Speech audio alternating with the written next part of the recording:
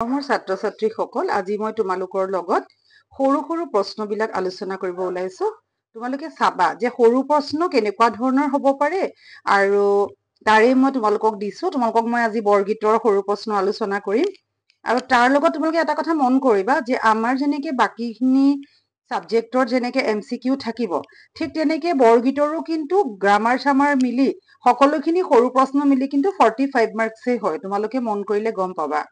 আগৰ ভিডিঅ'ত মই তোমালোকক টোটেল কিমান কমন হ'ব পাৰে তাৰ কাৰণে দিয়া আছিলে, কিন্তু এতিয়াৰ পৰা মই তোমালোকক সৰু প্ৰশ্নখিনি আলোচনা কৰিম যে বহুতে সৰু প্ৰশ্নবোৰ ভাল পোৱা আৰু পটকে কৰিব পাৰা, কম সময়ত হয়। গতিকে মই তোমালোকৰ লগত এইকেইটা প্ৰশ্ন আলোচনা কৰিম।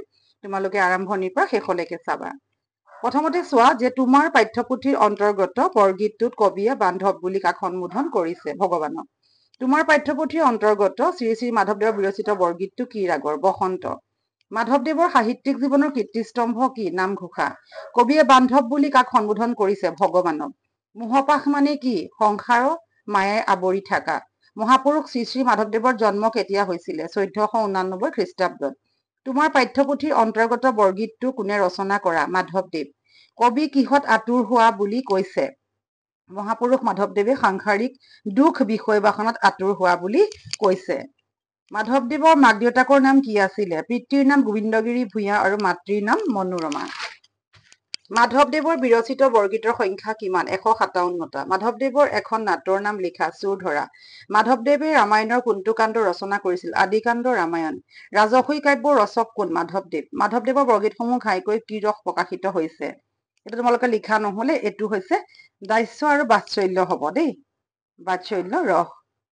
নামঘোষাৰ আন এটা নাম কি? হাজাৰী ঘোষা। নামঘোষা গ্ৰন্থখনক কিয় হাজাৰী ঘোষা বোলা হয়? 1000টা ঘোষা থকা বাবে হাজাৰী ঘোষা বুলি কোৱা হয়। মাধৱদেৱৰ বিৰচিত নাটক কেইখনক কি বুলি কোৱা হয়? ঝুমুৰা।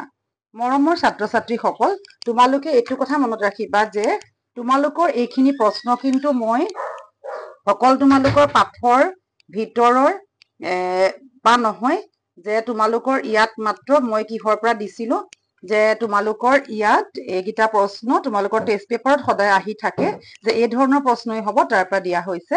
গতিকে তোমালোকে এইকেইটা প্ৰশ্ন চাবা। মই প্ৰত্যেকটো পাঠৰ তোমালোকৰ হাফ ইয়াৰলি কোৰ্চৰ কাৰণে দি যাম আৰু তোমালোকে যিমান পাৰা সিমান ভিডিঅ'টো লাইক কৰিব কিন্তু নাপাহৰিবা, শ্বেয়াৰ কৰিবা আৰু ছাবস্ক্ৰাইব কৰিবা। ধন্যবাদ।